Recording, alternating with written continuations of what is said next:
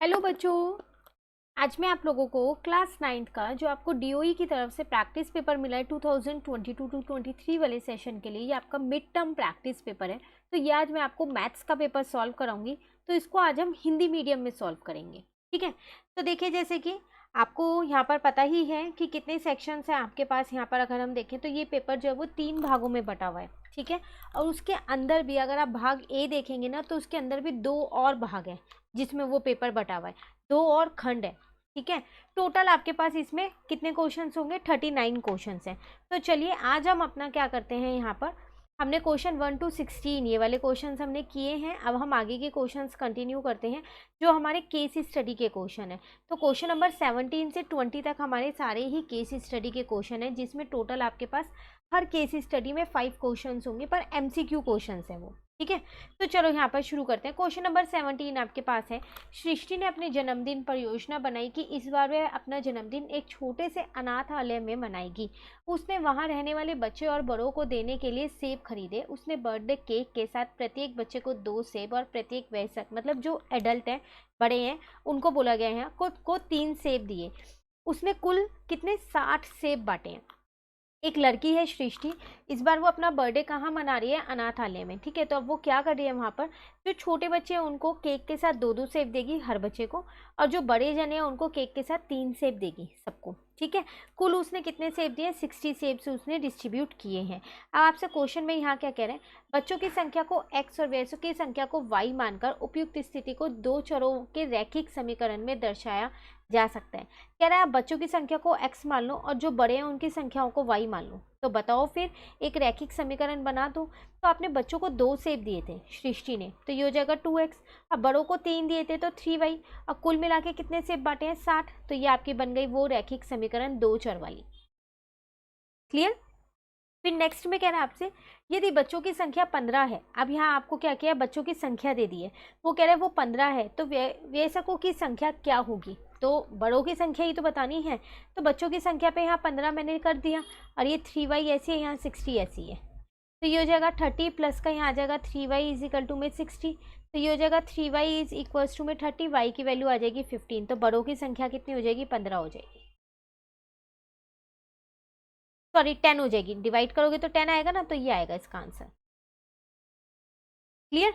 Next में क्या कह रहा है, यदि वयस्कों की संख्या 12 है। अब बड़ों की संख्या 12 दे रखी है और बच्चों की संख्या आपको बतानी है, तो इसका मतलब इस बार मुझे y का मान दे रखा है, तो यहाँ पर 12 रख दो। ये 60 ऐसी है, तो ये हो जाएगा आपके पास 2x प्लस में यहाँ आ जाएगा 36 इज इक्वल टू में 60। तो यहाँ आ जाएगा आपके पास 2x इज इक्वल टू में 60 माइनस का 36।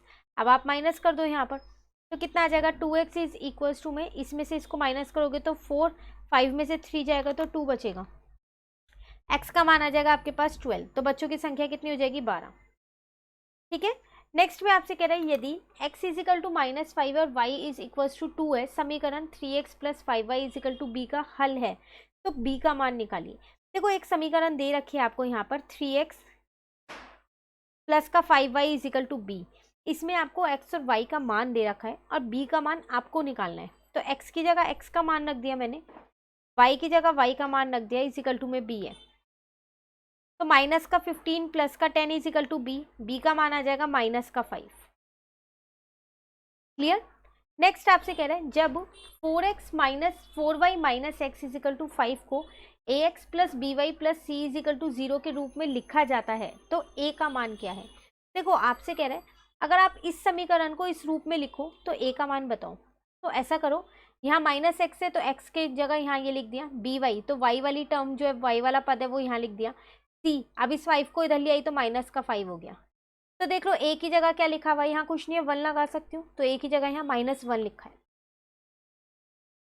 क्लियर? तो ये था क्वेश्चन 17। तो एक केस स्टडी कंप्लीट। चलिए सेकंड पे आते हैं।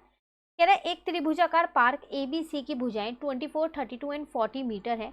एक माली को इसके चारों ओर बाड़ और अंदर घास लगानी है। एक गेट के लिए एक तरफ 3 मीटर चौड़ा स्थान छोड़ा गया है। आपको यहाँ पर एक त्रिभुजाकार पार्क दे रखा है, ठीक है, इसकी भुजाएं आपको दे रखी है।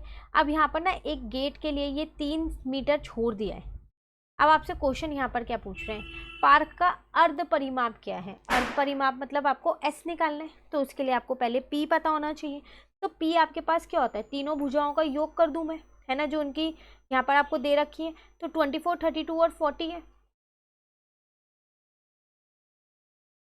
तो इनको प्लस कर दो। तो 24 में जब आप 32 प्लस करोगे 56 में 40 प्लस करोगे 96। अब अर्ध परिमाप तो जो है एस है वो क्या होता है? पी अपॉन में 2 होता है, तो 96 अपॉन में 2 हो जाएगा, तो वो आ जाएगा आपके पास 48। क्लियर?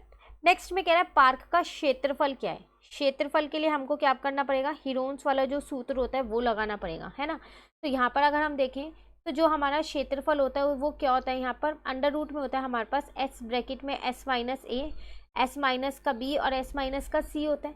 अब एस मैंने अभी निकाला है 48 और तीनों मुझे पता है 24, 32 और 40 है, तो यहाँ लिख दो। तो ये हो गया 48, एक है 24, एक है आपके पास 32 और फिर एक है 40। ठीक है, तो ये 48 ऐसी है। अब यहाँ पर जब आप 48 में से 24 को माइनस करोगे तो 24 आएगा। 48 में से अब आपको क्या करना है? 32 को माइनस करना है, तो 16 आ जाएगा और यहाँ पर 8 आ जाएगा। 16 को मैं सीधा सीधा रूट से बाहर निकाल सकती हूँ, 4 आ जाएगा।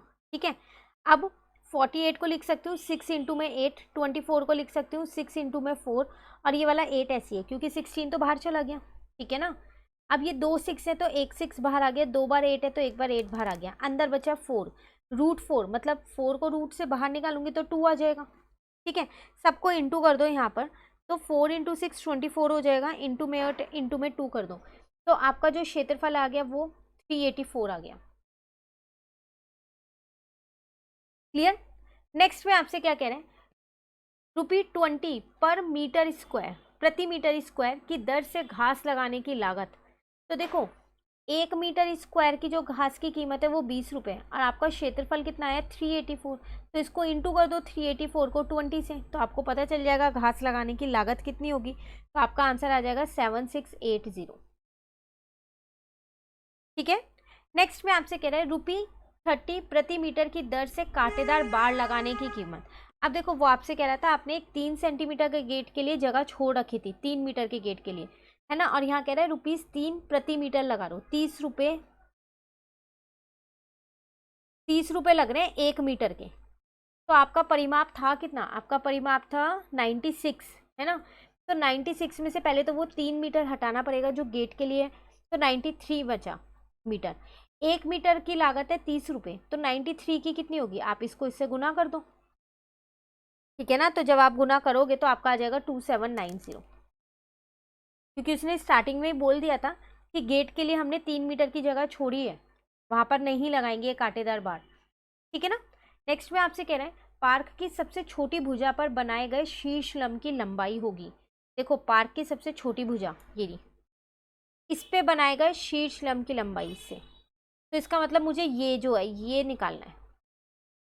तो अगर आप देखें यहाँ पर तो आपको इस पूरे त्रिभुज का क्षेत्रफल पता है, आपने अभी निकाला है 384, और एक सूत्र होता है हमारे पास हाफ इंटू में बी इंटू में एच, जो आधार होता है वो और जो आपकी क्या होती है यहाँ पर हाइट ये होती है ऊंचाई। ठीक है, वो अब क्षेत्रफल तो आपने यहाँ पर निकाल ही लिया था, अगर आपने क्षेत्रफल गलत निकाला ना तो ये भी गलत हो जाएगा। ठीक है, तो ध्यान से बिल्कुल निकालिएगा। तो ये हो गया आपके पास 384, ये हाफ ऐसी है, आधार मेरे पास 24 है, लंबाई तो मुझे निकालनी है इसकी, तो बस अब निकाल लो। इसको इससे कट कर दो 12 और 384 और 12 को वहाँ ले जाओ तो ये डिवाइड का हो जाएगा, एच इधर है, तो डायरेक्ट अगर पूरा पूरा डिवाइड हो रहा है पूरा कर दो, आपको 2 से करना है 2 से कर लो, पहले किसी भी नंबर से काट सकते हो, तो डायरेक्ट हो रहा है तो इसका आंसर आ जाएगा 32। क्लियर? तो ये थी हमारे पास सेकेंड केस स्टडी। चलो थर्ड वाली देखते हैं। यहाँ कह रहे हैं एक गाँव में एक बड़ा बिजली का खंभा पीसी था, खंभा यहाँ दे रखा होगा, ये रहा पीसी, दिख रहा है ना आपको आकृति में। उसके बाद कह रहे हैं जैसे कि चित्र में दिखाया गया है इस खंभे को 10 मीटर लंबाई के मजबूत तार से बांधा गया। एक बार इस खंभे में बड़ी चिंगारी निकली जिससे तार बुरी तरह क्षतिग्रस्त हो गया। आमतौर पर किसी भी छोटी सी खराबी को रस्सी की मदद से ठीक किया जाता है, जिसे बिजली ठीक करने वाले अपनी साइकिल पर रखते थे। इस बार बिजली ठीक करने वालों को 10 मीटर लंबी सीढ़ी की जरूरत पड़ी ताकि वह खंभे पर बिंदु P तक पहुंच सके। सीढ़ी रेखा AC के साथ 60 डिग्री का कोण बनाती है। देखो है क्या यहाँ पर, ये ना आपके पास ये एक खंबा है, ठीक है। नॉर्मली जब ये खराब होता है ना तो रस्सी से ही ठीक हो जाता है, जो बिजली वाले होते हैं वो उससे रखते हैं अपने पास और ठीक हो जाता है, बिजली ठीक करने वाले रखते हैं। लेकिन अब इस बार ना इस पर बहुत ही तेज़ी से चिंगारी निकल गई तो ये ज़्यादा ख़राब हो गया, तो अब उनको एक सीढ़ी की मदद चाहिए थी, तो वो 10 मीटर सीढ़ी उन्होंने ये ली है, ठीक है ना। अब क्वेश्चन क्या कह रहा है वो देखते हैं। कह रहा है यहाँ पर त्रिभुज पीएसी और त्रिभुज पीबीसी में कौन सी भुजा उभयनिष्ठ है। ये तो देख के पता चल रहा है पीसी वाली है ना, तो ये तो सीधा सीधा लगा दो, पीसी उभयनिष्ठ है। दूसरे में कह रहा है आकृति में त्रिभुज पीएसी और त्रिभुज पीबीसी किस सर्वांग समता नियम से सर्वांग सम है। ये दोनों त्रिभुज सर्वांग सम है, पर आपको नियम बताना है, कसौटी कौन सी कसौटी से है। तो अगर आप ध्यान से देखो तो यहाँ 90 डिग्री का कोण बन रहा है, ठीक है। तो ये 90 डिग्री और इसके सामने जो है ये आपके पास एच है ना। तो आपको पता है RHS का रूल ही तभी लगता है यहाँ पर जब हमारे पास एक 90 डिग्री और जो उनकी एच होती है वो जो है वो बराबर हो, क्योंकि हम इसमें पाइथागोरस प्रमेय लगा सकते हैं। तो इसमें दोनों में देखो दोनों एच जो है बराबर है 10-10, तो सीधा आप यहाँ पर RHS का रूल लगा सकते हो। क्लियर। नेक्स्ट में कह रहा है आकृति में त्रिभुज पीएसी और पीबीसी में कौन सा कोण समान है, एक जैसा है। तो देख के पता चल रहा है ये दोनों है 90 डिग्री वाले, तो कौन से हैं यहाँ पर, ACP है और BCP है। ऑप्शन में देख लो है या नहीं हैगा, ठीक है। नेक्स्ट में कह रहा है कोण BPC का क्या मान है, BPC इसका मान बताना है, मतलब y का मान बताना है। तो देखो ये 90 है, अब ये दोनों त्रिभुज सर्वांग सम है, तो इसका मतलब ये भी तो 60 डिग्री होगा CPCT से। अब दो पता है तो तीसरा तो आप निकाल ही सकते हो, 180 में से 90 और 60 को माइनस कर दो तो आपका आ जाएगा यहाँ 30, तो y का मान आ गया 30। फिर कह रहा है कोण APC का मान बताओ, APC का है देख लेते हैं चलो। APC मतलब x का मान बताना है, तो ये भी सेम ही आएगा क्योंकि ये 60 है ये 90 है, तो ये भी तो 30 ही आएगा, है ना। तो ये भी आपका 30 आ जाएगा, ठीक है। ये थी थर्ड केस स्टडी। अब एक रह गई है लास्ट 20 नंबर की, उसे और देखते हैं।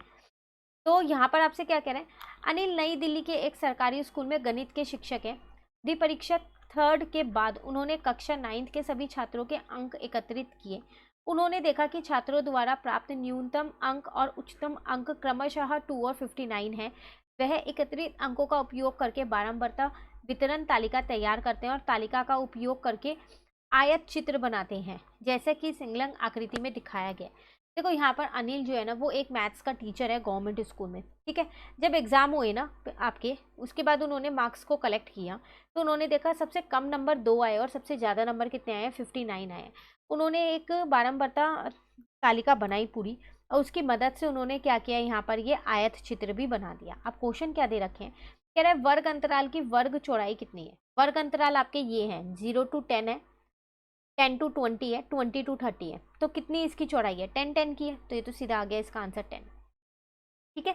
नेक्स्ट में कह रहा है आयत चित्र में छात्रों की कुल संख्या क्या है। अब कुल संख्या बतानी है तो बिल्कुल ध्यान से ना यहाँ पर आप स्केल रख रख के पहले यहाँ नंबर ले लेना। जैसे यहाँ पर है, अगर आप देखो तो ये बिल्कुल सीधा लेना, अगर 10 होगा तो ही लेना, 11 आ रहा हो या 9 आ रहा हो तो वो लेना, ठीक है। अब ये वाला अगर मैं देखूँ तो ये मेरे अकॉर्डिंग 21 आ रहा है, तो मैंने यहाँ 21 ले लिया है, ठीक है ना। ऐसे अगर मैं ये वाला देखूं तो ये मेरे अकॉर्डिंग 19 आ रहा है। यहाँ पर देखें आप बिल्कुल स्केल रख के ना पहले प्रॉपरली एक बार सीधी लाइंस को ड्रॉ कर लेना। 7 आ रहा है ये भी, और ये देखें तो कितना आ रहा है, ये तो 1 ही आ रहा है, ठीक है। इन सबको जोड़ दो तो 10 है, 21 है, 19 है, 7 + 1 कितना हो जाएगा, 8 + 2 10 हो जाएगा। तो इन सबको जोड़ोगे तो 10 यहाँ पर आ जाएगा, 2 3 4 5 6 60 आ रहा है, ठीक है। फिर कह रहा है कितने छात्रों ने 50% और उससे अधिक अंक प्राप्त किए। 50%, तो टोटल अंक आपके पास 60 हैं, तो इसका 50% तो 30 होगा ना, है ना। तो 30 और 30 से ज़्यादा अंक जिसने लिए वो आपको बताना है। तो 30 यहाँ तक है, इससे ज़्यादा वाला एक ये है, एक ये है और एक ये है। तो 19, 7 और 1 तीनों को जोड़ देंगे तो कितना आ जाएगा, 27। इसका मतलब 27 बच्चों ने, ठीक है।